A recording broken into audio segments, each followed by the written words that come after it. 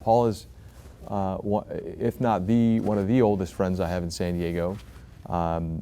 He's certainly the oldest business relationship I have in San Diego from day one, and that's all new to me. It's Paul. I knew it was there, but I had never seen it like that. And so seeing him craft a story like that's actually quite emotional for me, because it's exactly the type of man that he is.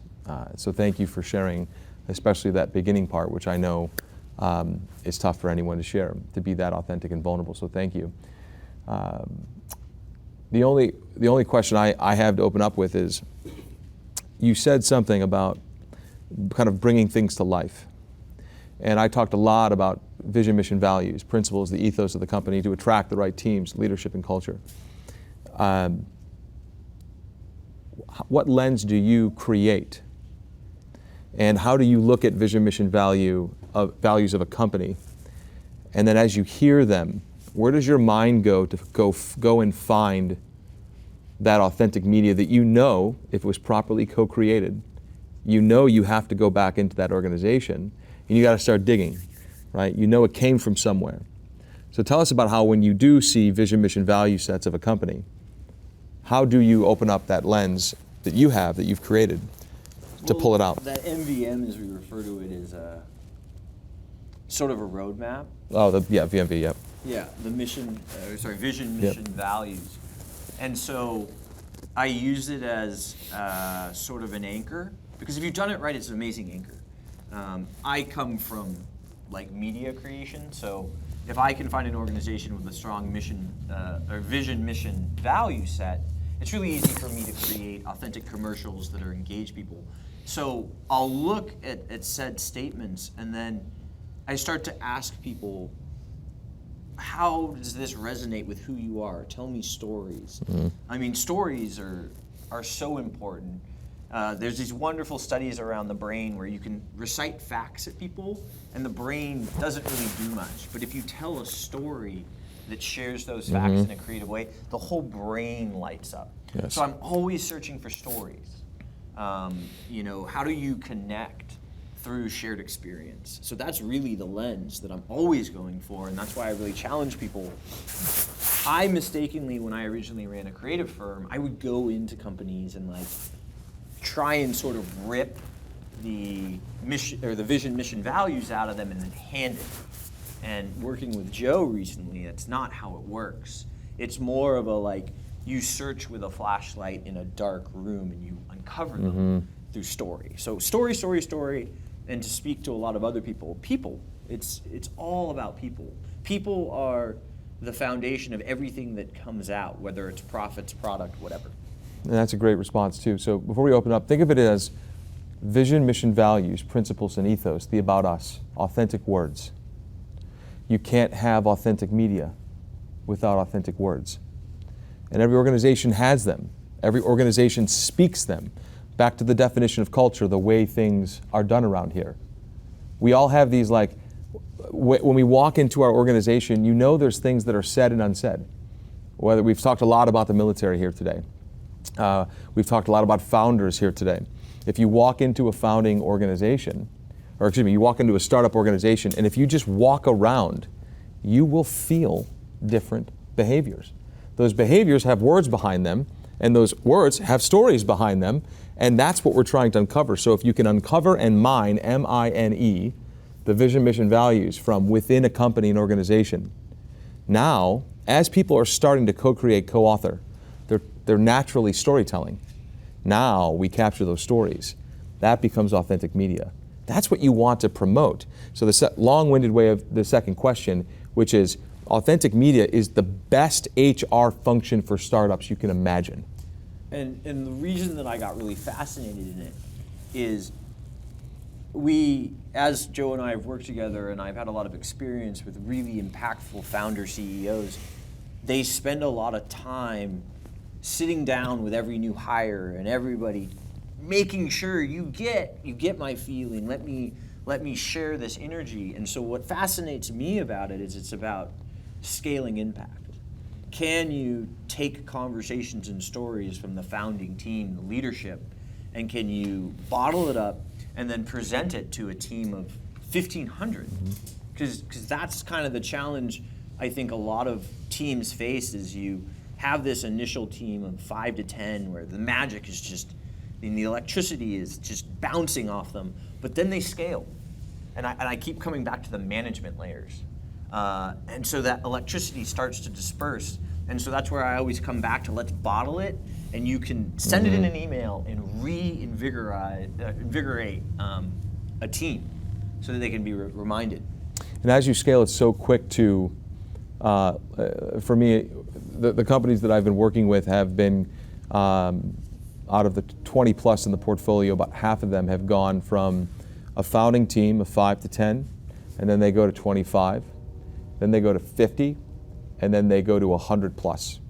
And it's like, as you watch this trajectory grow, you do start to hear them give you this immediate feedback is like, who is that person again? And when I hear that, it's okay to hear that, and in most cases you want to hear that. But what they're mostly worried about is not who is that person again, are they ready to do the job? It's the nervousness that the founder feels is, do they believe what we believe? That's where the insecurity comes from, is I don't know that person, and it's not that I'm upset that I don't know that person or I'm overwhelmed with feeling that, I don't know who that person is, so I'm nervous about that. What they're nervous about is, do they know what we have here and how special it is? Do they understand the core about what we believe from principles and a values perspective? That's what they're thinking in their gut. And I hope they're the right fit. I hope they make it, because I hope we make it. And what Authentic Media does, it pulls these stories out to share internally, like work on the intranet of the company before you start sending things external. And the internet, like spread things like wildfire. Like wildfire, those early stories. Yeah. Exactly, like wildfire. Well, when's the last time anyone had a bad conversation around a fire? Like there's something to it, right? No one pays attention to phones while you're sitting in a fire. It's like almost impossible. And if you are, we won't probably be friends for much longer.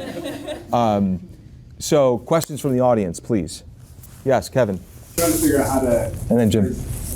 With developing things like the vision, mission, the values, and all that, largely because of this course, I was became a huge fan of Simon Sinek, and in one of his books he talks about how words are part of the outer layer of the brain, and the emotions that you tie to a lot of these things come from deep down where language doesn't really have a direct connection. So when making those types of things, to steal a line from the military, is it the process of coming up with the vision, the mission, and the values as a group? Is that what's important, or is it actually the end product? Because so many of them are adjectives that you can be like, oh, I love that word. I think that's good for our company. I love that word too.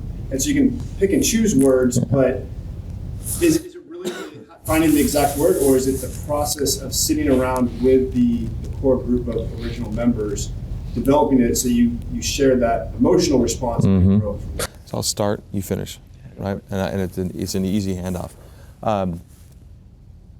The process, first of all, we all would agree that words matter. Big time. I could say something, and Derek could say the same thing differently, and everyone would receive it differently. Words matter. The definition matters. The origin of the words matter. Where they came from matters. So the co-creation and the co-authoring of a VMV, of a vision, mission, value, it is the process that's most valuable, without a question. It's, I remember showing Shiv, if Shiv can raise his hand real quick. I showed Shiv's team, I listened to them for a long time in this room for hours and hours and hours and hours. And when I presented back to them what I heard, all I did was take all the words that they were already using to describe the company, the vision, where they're going, the mission, why people are coming here, the value set that they all hold personally, that they also want to hold professionally. Those vision, mission, values were all words that meant a lot to them, but they weren't listening through that filter to capture it. And so once you lay the filter to capture the vision, mission, values, it's all words they look at, and the big word here is resonate. They have to read that and go, yep, yes, that's us. That is us. And that's exactly what happened, right? The first word from one of his investors was, Shiv, you're going to open up all your investor meetings with your vision, mission, values now, right? Like, because it was so powerful, it's exactly what the company was trying to get to the world to truly recognize what the team is. Now, when you take those pure words that came directly from them and you hand it off to someone who also has this lens, but from a storytelling perspective, Paul's going to figure out where those come from. So Well, so therapy is an interesting thing that I think is valuable, and it's a space that's open to people. You know, a good therapist will tell you, I'm just here to open a space where you can explore. And so I have the same response as the latter, because what you're sort of doing is a group therapy. And the reason you do group therapy is it's about a shared experience where you can see you're not alone. Mm-hmm. And sometimes they do it for trauma, but the way we try to use it is shared purpose. Because, like I said, the CEO started to talk in that event about how he cared for hospice, and all of a sudden everybody there was like, yeah, in my childhood I had these experiences with the elderly that really shaped who I am. Yeah. And so it's that process of connecting and resonating.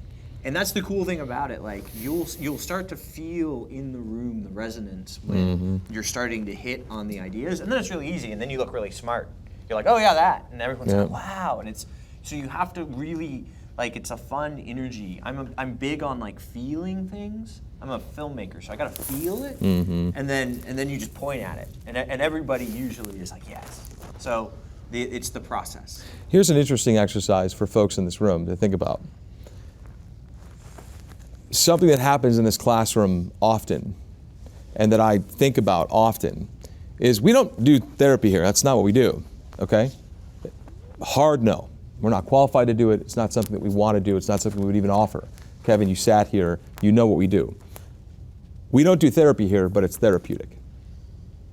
We've all had these things happen to us in our lives where when you have a space that's open and you start to share in a way, I love what you said, where you get the true person coming to work when you open up that free space. And imagine work being therapeutic.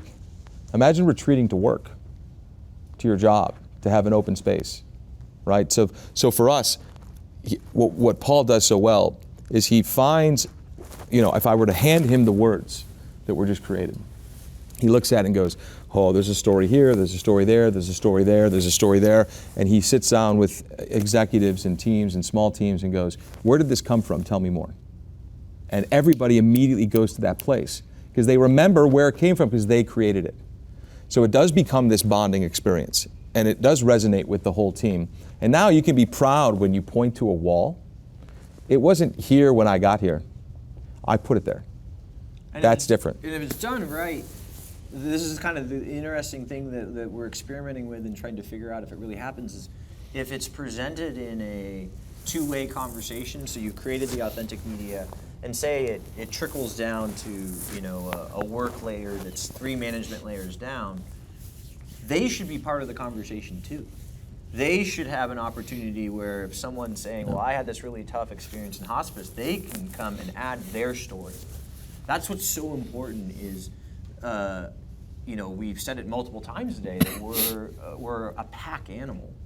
And it's crazy to me to look at work where you're spending 40 hours a week, almost more than the time you spend with your family. Why wouldn't you try and foster that type of emotional environment? And again, it has to be controlled. Everybody can't be flying off the handle. But it's a really powerful tool that you need to practice utilizing. Yes, Brian. I think this is a really interesting point back to when we were talking about vulnerability and shield. With founders who feel they have to put on the armor to say they have it all together, and that comes into the culture. So we see a lot of founders, and especially men, who are scared to take off the armor, and in turn they don't have a open culture. So how would you go about, if you had to speak to thousands of CEOs, go about shifting that narrative? I mean, I would go back to the human kindness, and I would talk to the founder about how did you connect with your friends, how did you connect with your family, and it was never holding up a facade, because that's not how you connect. So that's where I would start. And then I think it's important, again, to find a neutral space where everybody's going to agree, we're going to do this uncomfortable thing, and that you can challenge the founder, like, you need to be vulnerable. I mean, I push a lot of people toward Brene Brown's book, The Power of Vulnerability, because it's fake strength, you know, and that's not a tool that's powerful. And so it's almost trying to frame up being vulnerable and opening up as a challenge. I mean, what do you think, Joe? Well, I think I keep thinking about this experience that we just had, as you mentioned that question. Two founders in LA, and we're on our first kind of introduction call after our investment. And remember, I'm nowhere near as seasoned or experienced as someone like Ben is or other folks in the room. I'm learning from people like him continuously, and I'm also learning on the job, right? It was a breath of fresh air when they gave us their report. And more than half of it was how they were failing miserably. And they were so open and honest about it. They were like, you know, we said we're about 1/5 where we thought we would be, and here's why. And they went off on this explanation that there's no possible way anyone could have predicted what happened to make them only at 1/5 where they thought they'd be at this time. But their ability to share and also provide like no shit explanations about why they're only 1/5. And it was all very logical, it was all very reasonable. Then what I turn on is I want to listen to how they're solving this problem together, and it becomes more about how I look at them communicating to each other. They were friendly. They were, you know, when you're a founder like this, you're either crying or you're laughing. They were laughing. And they were having a good time with trying to understand and asking us difficult questions. There was such an open air of honesty. And they said my favorite thing. You know, some of this stuff that we're talking to you about, you know, we can't really talk with our board about yet. And we wanted to run it past you guys first. When I was raising the fund, I was telling investors that we're not taking board seats. I would tell our co-investors we're not taking board seats. And they'd look at me kind of quixotically and wonder, like, why aren't you taking board seats? Almost like, how are you going to protect the investment? Well, if you're really founder friendly, as everyone says, I want to be there for them before the board call and after the board call, right? And hopefully I'll earn my ability to stay along for the ride through doing things like that. But to hear them say that after they were so honest, it was so refreshing. And again, that's TLC. It's coming through the conversations. So I think that the narrative is changing. There is a new generation of founder that's coming up that will actually have an antibody reaction to some of the old ways of doing things, and have a new reaction to people who are like, I can't create the space, I don't belong, I shouldn't deserve the space on the cap table. So hopefully that answered some of your question. Did that help? We have time for one more. What do we got? Oh, Jim, you. Yeah, I think you kind of answered the question, and it's really centered around understanding the center of gravity of kind of some of the ecosystem, which is, you know, the market, the organization, and the investors. And we've talked a lot about misalignment. And so when we're telling a story, you know, when we start digging in and we start having those profound conversations, and we see a misalignment. You know, maybe the market doesn't agree with the idea, and maybe the investors don't necessarily understand the vision, right? So what do we do now? I guess for me, so I said it in the speech that I was talking about, like, for me, the engine that makes me unstoppable is the sort of comes from a fundamental deep place inside me. And so that's where when we talk about vision, mission, values is like the foundation of an organization. I feel like if we can start there, where you can have a team that believes and is driven by this sort of unstoppable belief, that's an anchor. And then you talked about these other two variables, and this allows you a place where we know we have the gas in the tank and the team that can execute, so we need to focus over here and fix that. So you're removing a variable, because you know they're aligned, you know they work together, and so you're able to focus here. So it's more ability to remove a variable and focus. And Jim, to your question too, I feel really strongly about what you just said, and I was coached and mentored and continue to be coached and mentored by someone who's been in the space for 30 years. He's kind of like the Yoda in a sense, where he has all these folks, and he said something to me I'll never forget, that I'll invest, and most people have heard this in some degree, I'll invest with an A+ team and a B minus idea, market, product, over a plus idea, market, product, and a B minus team. Every time. 100%. We heard it before. We're betting on the jockey. We're betting on the founder. And I'd love for most folks to be in these conversations where we started building this widget, and then this happened, and then we started building this widget, and then this happened, and now I'm a multi-billion-dollar company. Yes, 12 years later, but we started off building this, and now we're over here doing something completely different. Why? Because it's the A plus team. It's the A plus team. So you can't force, you're right, a product into a market that isn't ready for it or whatever forces it may have. But man, that A plus team, they're going to keep at it. They're going to keep at it. Tell me an op that ever went the way it was supposed to go. Not a single one, right? It's the thing where you never run out of energy. That's right. That's right. You actually find We had, very quickly, one more over here. So, both on observation and question, as somebody that is building a tech company that is specifically aimed to reach through recruitment advertising, passive job seekers, I see this even more now, that if we can communicate effectively the impact that somebody will have, that increases the conversion and interest in that company, no matter what size of the company. Mm-hmm.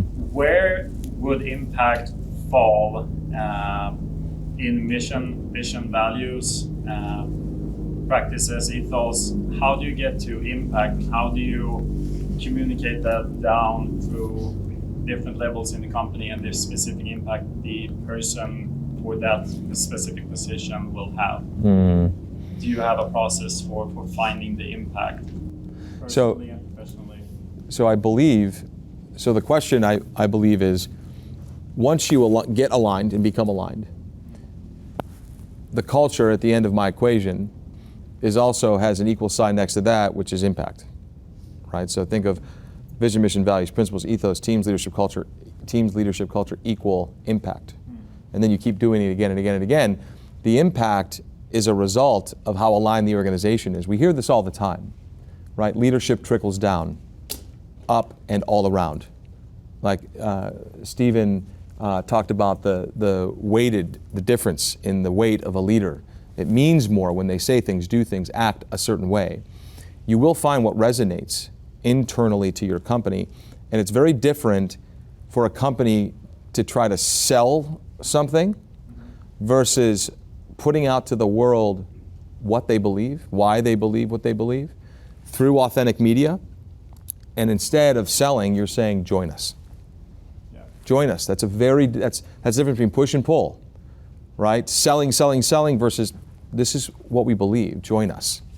Now all of a sudden you have true believers as customers, which is what we keep hearing about. You want evangelists in the beginning, right? You don't want people that are going to come and go. You want folks that believe so deeply in what you are doing.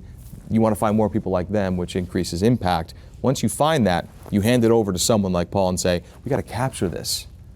Like, this is what's meaningful to us. This is what's resonating, not just with us, but with those we hope to attract, right? And you're not selling a destination, you're selling a journey. I mean, that's something that I think is so important when we talk about like KPIs and things. They're forever moving, so you want people to join your tribe. Right. It's not static. Right. And there's something that came out of our conversations. I'm looking at the back of, Shiv started a company called Neuralace here in San Diego. I'd invest and vote in Shiv 7 times, twice on Sunday, every time. And there's something on the back of his shirt that says, be pain-free, and pain has a cross through it. Why? Because he's eliminating chronic pain from the world, right? The journey that he's, with those 3 words, with one even crossed out, be free. People with chronic pain in this room understand what that means, okay? Like, it's something that God, if that were true, if a 16th of what's on that person's shirt can happen, I want to be a part of that journey. If you didn't have those words, no one's going to follow you, right? So, lightning round question for Paul, and then we're done. Anything else? Last movie you watched? Nice, well done. 300. 300, was it really? Yeah. It was very strange when they were raising their hand. I was like, oh. On that note, that's a great way to end. I do want to thank everyone for time is important for sure. Everyone's busy. Everyone's like running companies and took time to be here. But most importantly, your attention. Right? People waste our time. People take our time. We waste our time sometimes. But attention, that's very, very valuable. You can never get that back. So thank you for your attention. We hope that you took something away today that you can apply instantly. Like tomorrow, when you go to work, you're going to think differently about one little thing that maybe you took away from here. And that's the point of my why statement, which is to light fires so others may see. So thank you all for being here. Round of applause for all the speakers.